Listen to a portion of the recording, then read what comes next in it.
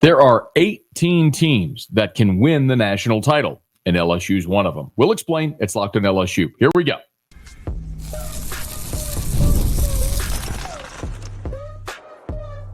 You are Locked on LSU, your daily podcast on the LSU Tigers.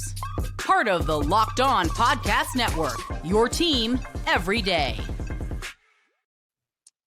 Okay, let's get it. It is Locked on LSU, your team every day. I'm your host, Matt Moscona. Thanks so much for making us your first listen. We are free, available wherever you get podcasts, of course, on YouTube as well. So please subscribe as always. One of the fastest ways to help us grow is by leaving your comments below. So thank you so much for being here with us. The blue chip ratio is out. We'll tell you what that means. We'll talk Josh Pate of the appropriately named Josh Pate's College Football Show. And Conner Ware has signed with the Mets, bringing into further clarification of the LSU baseball roster for 2026. But thank you so much for being with us here on today's episode of Locked on LSU. You might be familiar with the blue chip ratio. By the nature of the fact that you're watching or listening to this show shows that you're a more dedicated fan than someone who might just casually watch on a Saturday or whatever the case may be. So you've probably heard of the blue chip ratio. If you're not familiar, I'll give you a very, very quick Cliff's Notes and explain why this is significant. So about a dozen years ago, Bud Elliott, who's become a colleague and a friend over at 24/7 and CBS, created the blue chip ratio. He identified the threshold, the commonality for every single national championship dating back to 2011 in the current state of the playoff, of the high school recruiting rankings. And this may sound simplistic, but it holds true.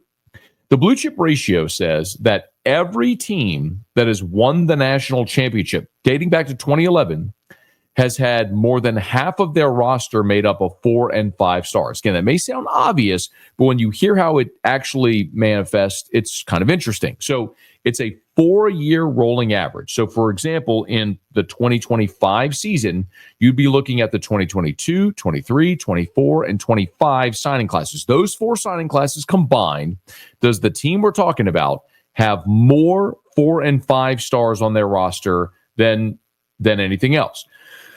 That's not an easy thing to achieve, but every national champion since 2011 has crossed that threshold. For example, in 2024, Ohio State won the national championship. Their blue chip ratio was 90%. The year before, Michigan was only at 54, but again, cleared the threshold. If you look at the lowest number, 2016, Clemson was at 52%.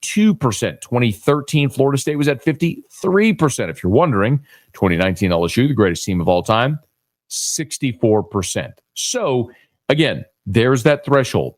And the one giant question that people are certainly going to talk about is the one that you should ask, and that is, what do you do with transfers, the transfer portal? Well, as of now, transfers are not considered in the blue chip ratio. Now, Bud Elliott does go through and provide the numbers at what would it look like if he included transfers. Now, keep in mind, this is the star ranking of the transfer, not of the player as a high school player.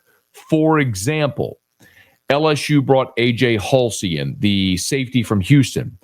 As a high schooler, A.J. Halsey was a 3-star. He was the number 1,900 overall player in the country. He would not qualify for the blue chip ratio. As a transfer, he's a 4-star. He would qualify for the blue chip ratio. But as the numbers bear it out, pretty much universally, every team's blue chip ratio percentage goes down when you include transfers. Because by and large, you're adding marginal players, role players, rotational players. It is rare that you'd be adding a key player. So, for example, this year, Alabama, Ohio State topped the blue chip ratio at 89%. Georgia at 84%, Texas A&M at 82%, then Oregon and Texas both at 78%. Then there's LSU tied with Notre Dame at 73%. If you're wondering, 9 of the 18 teams in the blue chip ratio are from the SEC. Not a single team from the Big 12. Again, just to clarify, this is not a predictor of who will win the national championship. It's just to say that if you aren't in this group, you have no chance. There are certainly teams that will make the playoff. TCU a couple of years ago is a great example of that. They made the college football playoff championship game and got the doors blown off by Michigan, who did qualify in the blue chip ratio. You look at this most recent year, Boise State, Arizona State, SMU. Those are not blue chip ratio teams, but they got in a 12-team playoff and were summarily dismissed by teams who did qualify for the blue chip ratio. So hopefully it gives you a little understanding of what the blue chip ratio is. And the great news for LSU is that they do meet the criteria. For whatever it's worth, LSU's 73% in the blue chip ratio, when you include the transfers, actually dips to 68%. Now, I do think on its face, in the portal era, the blue chip ratio is flawed. However, it does illustrate an overarching truth which makes it hold up. Let me explain. In a 4-year rolling average of signing classes in the portal era, it's hard to justify using that baseline because players don't stay. Let me give you an example. Again, this year's blue chip ratio includes the signing classes from 2022, 23, 24, and 25. Go back and look at LSU's 2023 signing class. Lance Hurd, Deshaun Womack, Jaylen Brown, Kamorian Pimpton, Jackson Howard, Shelton Sampson, Kylan Jackson, Ricky Collins, Ryan Yates, Christian Braithwaite, Kai Preon, Mac Markway. There's a dozen players right there from one signing class, a dozen players that count toward LSU's blue chip ratio, and none of those guys are on the team this year. There was a handful from the year before, including Will Campbell, who's down in the NFL. Walker Howard, who played 1 year at LSU and then went to Ole Miss and now is at ULL. Point being, in the portal era, when guys leave more than ever before, using a 4-year rolling average doesn't feel appropriate. I'll also point out A.J. Halsey, who we just mentioned a bit ago. Now, A.J. Halsey was a 3-star in high school, the number 1,900 overall player in the country. He goes to Houston, starts immediately. This past year, he was a first-team all-conference performer and led the Big 12 in interceptions. LSU is decidedly better in their secondary because A.J. Halsey is on the team, although he would not have helped LSU in the blue chip ratio and didn't help the University of Houston because he was a 3-star coming out of high school. Now, I'd flip it and look at a guy like Caleb Downs. Caleb Downs was a 5-star, played 1 season at Alabama. Last year was at Ohio State, helped him win the national championship. He's about to go into his 2nd year at Ohio State, but as far as the blue chip ratio goes, he counts toward Alabama because he's part of their 4-year rolling average of 4 and 5 stars. So all this to say, I still believe the blue chip ratio holds up. Despite all the debunking I'm doing right now, it still holds up because the thesis of the blue chip ratio holds. It doesn't matter that it's high school players or transfer players or whatever it may be. What the blue chip ratio identifies are schools that are pot committed to building the best roster. So they'll always invest the resources in recruiting and recruiting staff and coaching staff and recruiting budget and NIL and revenue share, all those things. And it doesn't matter if you're doing it to recruit traditionally high schoolers or if you're doing a blend of high school and NIL, if it's NIL and rev share, if it's portal high school, whatever the case may be, those are the schools that are the most pot committed to building a roster capable of winning a national championship. Did you see the news on Monday of this week where there was a report from CBS that the University of Kentucky, their percentage rev share, 45% is going to basketball. Mark Stoops can never win in football at the highest level at Kentucky because there isn't the commitment to do so. Let me say it another way. In the rev share era, $20.5 million of revenue can be shared among student athletes, but it has to be divvied up among all sports. LSU, 75% is going to football. At Kentucky, 45% is going to men's basketball alone. LSU is giving 15% to men's basketball. Where is your priority? Well, just like LSU and Ohio State and Alabama and Michigan and Clemson and Florida State and all the teams that are pot committed to being great in college football, they're going to be great no matter what the system says they have to do, and they'll pivot accordingly. For the last dozen years, the blue chip ratio has held up in accordance with high school recruiting. Now, rosters are built differently. but those schools remain the same. It's still Ohio State and Alabama and Georgia and LSU and Clemson and Florida State and Tennessee and Notre Dame. It's all the same players, as it always has been and always will be, because those are the programs pot committed to being great in college football. And that truly is the definition of the blue chip ratio. But the great news for LSU, among the 18 teams, LSU is in that number, and the Tigers certainly clear the threshold to win a national championship in 2025. Now, can they get it done? They'll have to go play it out on the field, and we shall see. Josh Pate of CBS Sports, he has some thoughts on LSU and the SEC. You'll hear him next. It is Locked on LSU, your team every day. Have you ever decided at the last minute to head to a ball game with friends or family? Maybe it's game day and you suddenly realize you want to be in the stands. Well, that's exactly where Gametime comes in. It's the easiest way to grab last-minute tickets without the stress. With the money you save on tickets, you can splurge on food, drinks, merch, even a bigger group to come with you. Gametime makes it possible. See, Gametime makes buying tickets fast and simple. Prices on the app actually drop the closer you get to first pitch, and they have incredible last-minute deals, clear seat views, and a lowest price guarantee that takes the worrying out of buying. Gametime is the official ticketing partner of Locked on MLB, making it easy to browse the app for an exciting upcoming MLB game. For example, a week from Monday, I will be in Houston for the Astros against Dylan Cruz in the Nationals. It's an LSU alumni night. If you want to be there in the H-Town with us, we'll see you there, and Gametime can make it happen. Take the guesswork out of buying tickets with Gametime. Download the Gametime app, create an account, and use the code LOCKEDONCollege for $20 off your first purchase. Terms apply. Again, create an account, redeem with the code LOCKEDONCOLLEGE for $20 off. Download the Gametime app today. Last minute tickets, lowest prices guaranteed. Final day here from SEC Football Media Days. Josh Pate, the appropriately named Josh Pate's college football show, CBS Sports. How are you, man? I'm good. I'm Thursday. They tell me it's Thursday. I haven't been outside in 3 days. But you get a lot of social credit in the SEC if you're still here and just pounding out stuff on Thursday, because it is like as we're standing here. Yeah, there's helmets behind us, but if you got the view me and Matt have, you can tell who's still here. There are a lot of empty chairs down there. A lot of credentialed empty chairs down there. The herd has thinned out dramatically. But you've done awesome stuff here. I wanted to ask you just your media origin story, because what you've done is incredible, and I think it's indicative of what media has become and who's winning here now. Dude, I try and tell the story as much as I can without being obnoxious, not because I want to brag. I want to make sure people know you can actually do it.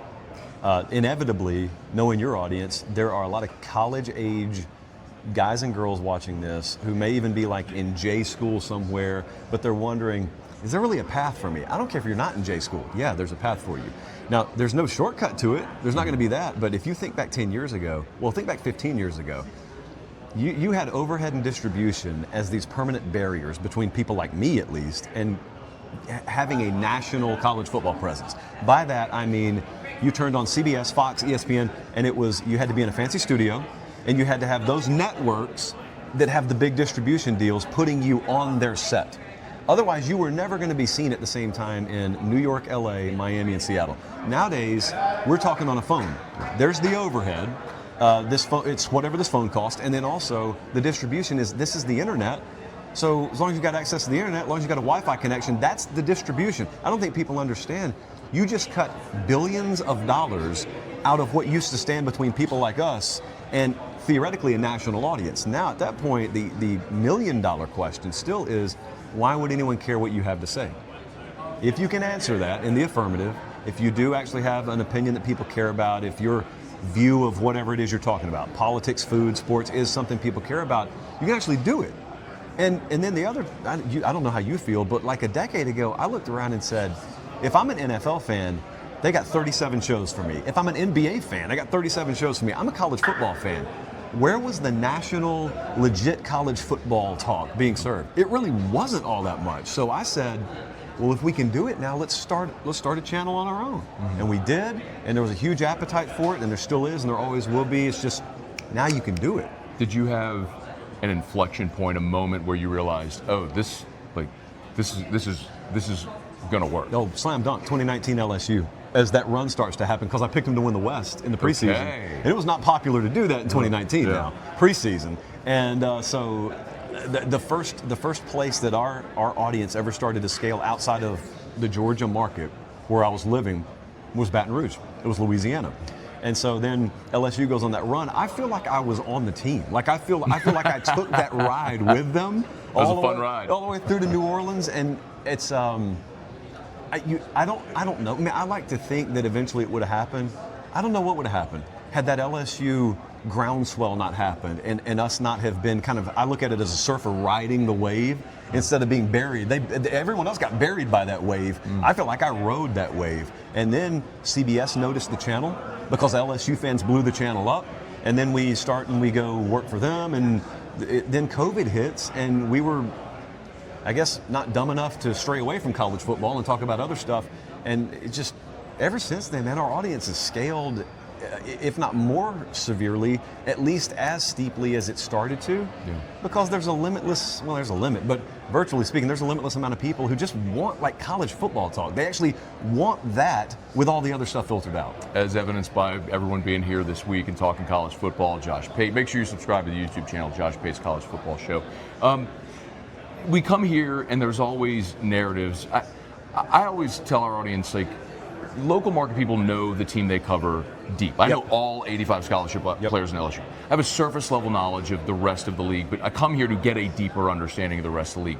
When you come here, is there something that you hope to gain like that from this week? I think you and I were talking about this before we hit record. It really helps to talk to what I would call the infrastructure administration on these staffs, which is a lot of the SID guys, a lot of the sports information director and people who work under them, because that lets you, it kind of gives you an idea if they trust you and they'll confide in you about anything that here's what you need to know. That's not, here's something that you need to go and tell your national audience. It's here's something that you could use so you don't say something stupid. Here's a little more context to why we're doing this with a personnel grouping. Here's why this guy's not starting the first 4 games of the year, that kind of thing. The other part is I always love to just gauge what do people actually think.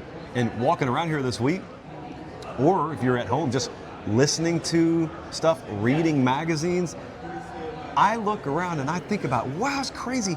How many fan bases seem to have viewed 2024 as the appetizer, and 2025 is just going to be the main course? Like last year was okay only because it's within the context of taking the next step this year. I think LSU absolutely feels like that. I think Georgia, albeit an SEC champion, their fans still feel like there's a next step to be taken. Bama certainly feels like that. South Carolina feels like that. Florida feels like that. A&M feels like that. So you go half the conference deep. Auburn feels like that. Half the conference deep of teams that fan bases are just thoroughly convinced, well, we'll take a step this year. Okay, well, the math dictates there aren't enough wins to go around. So my question leaving an event like this is, do we really understand what 8-4 means? Because 10 years ago, it meant something way different than it means now. Do we understand what 9-3 means? Because 10 years ago, it meant something way different, especially for an elite program, than it means now. I just think there's going to be some really uncomfortable conversation around a really good coach or two that happens to go 7-5 because they got bit by the injury bug. They were -2 in one possession games, and someone else was +4, and there's really no difference in the teams, but the record looks way different. We are inevitably headed for that in November. Do you have a strong feeling about that cluster of teams you just mentioned that last year was the appetizer for the main course? Do you have a strong feeling about one of those teams maybe taking that next step? I think A&M and Alabama, I feel good that Alabama will be better than last year's team. Whether that means a better record, we'll see. I think Texas A&M will pretty solidly be better than they were last year. And I think it will be one of the most boring teams to watch in the league. I think the style of play is such that you don't really know about them. Unless you're an A&M fan, I don't think like Marcel Reed will be a household name. I don't think Reuben Owens will be a household name. He could be a 1,000-yard back. They got a couple of them that could do that. But I love that they go play Notre Dame early this year, because I think out of all the teams down here, the one that's got the best shot of emulating what Notre Dame did last year is A&M. You look at the style of play, and you just keep waiting on them to lose. Yeah. And they're a bowling ball, in a world of 215-pound linebackers that maybe 10 years ago the style wouldn't have been conducive to going 10-2, but maybe this year it does. I think the one team that looks like it could scale, like if the fan base is right about what the team could be, is Texas. Because Texas, the roster's loaded. That's the one with the question mark at quarterback that has legitimate, like, star potential. Like, if he goes off, if Arch goes off, he'll really go off. Yeah. Ty Simpson's not going off at Alabama. Gunnar Stockton's not going off at Georgia. Those guys at their best are going to be really, really good decision-making role players. Let the guys around you help you win. So it just feels to me like we're headed for the NASCAR race kind of thing where there are 10 cars in the lead pack. They're all going 193. Whoever's going to 193.2 at the finish line, like that's who edges out a win. It's a great way to put it. Josh Pate, give me a thought, if you would, on LSU. All right, so I'm cautiously optimistic that they addressed what would have otherwise been pretty glaring holes with portal guys. I am very confident that I can count on Baker to do the same thing with defense year 2 that Lynn is doing at USC. I think it's egregious that you were ever in a position to need that. I think it's egregious that you could ever be in a position at LSU where you're saying, we can't run the ball. Bama dealt with that last year. Georgia dealt with that last year. They're not alone, but I think it's egregious to have splits that are that severe. I think it's unfair if you do that again and you look at Nussmeier and say, if we're going to win, you need to carry us to a win. Because I don't think the quarterback should ever have to do that. You may have one like Burrow who can do it if need be, but he should never have to do it. I listened to Brian when he came in here Monday, and he talked about how much focus there is on the Week 1 game. A lot of that's just words to me, because it's not like they didn't take Week 1 seriously last year. Just like we're more committed to running the ball. Those are words. Fundamentally, what has changed? I'm not leading the program, so I'm asking that in a legitimate question-based style. If that stuff's changed, like if you raised the hood on LSU and you saw this, and this has fundamentally changed since last year, they'll be in Atlanta. That's the biggest variance team to me. LSU's the biggest variance team because it's the biggest example of a team where technically there are a lot of unknowns, or a lot of question marks really, that if it's a green check mark, that's a 10-2, 11-1. If it's an X, that's like 6-6, bottom falls out, everyone wants the coach fired sort of thing. So that's entertaining for me. It's nerve-wracking once you get inside the bubble, I know. It's fascinating because the talent's there. Yeah. There's just a lot of unknowns about how the talent blends together. Josh Pate, appreciate you for doing this, man. I appreciate it, man.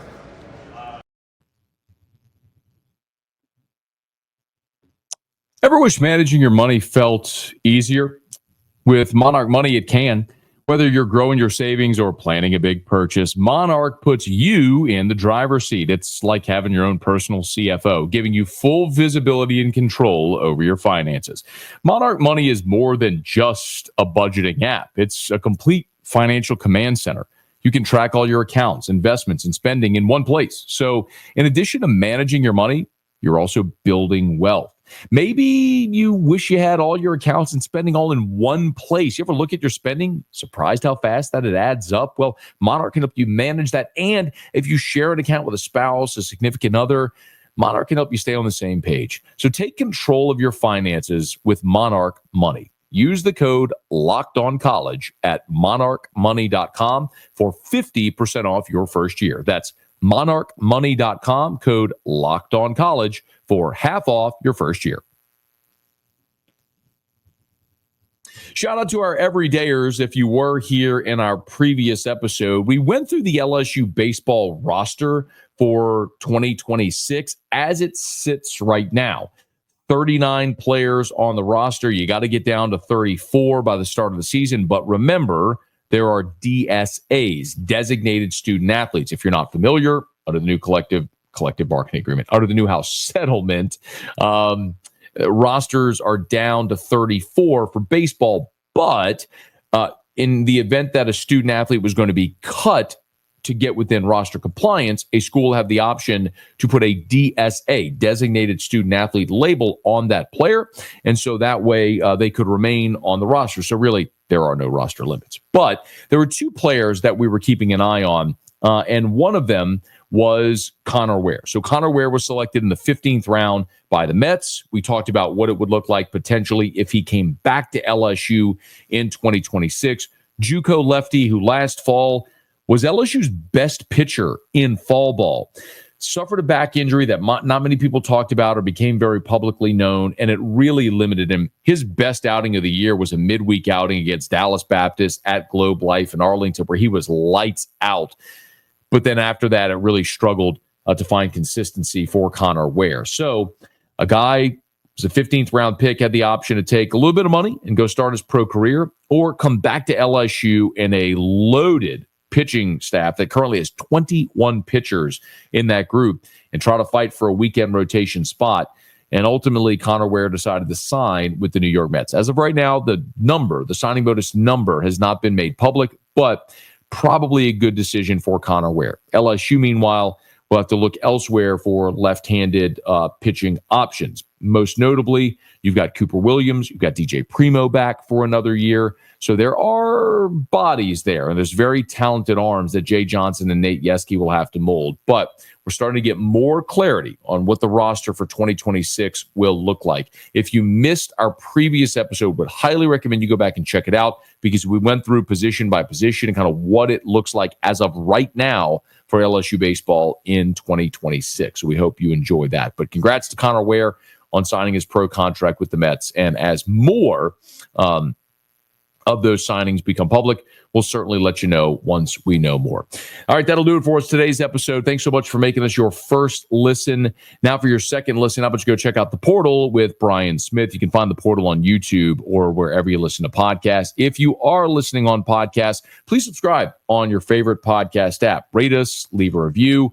If you're watching us on YouTube, thank you so much for that. Please subscribe on YouTube, smash that like button, hit the bell so you're notified whenever we post a new video, and be sure to let a friend know that if they love the Tigers, we got you here every single day. It is Locked on LSU, your team every day.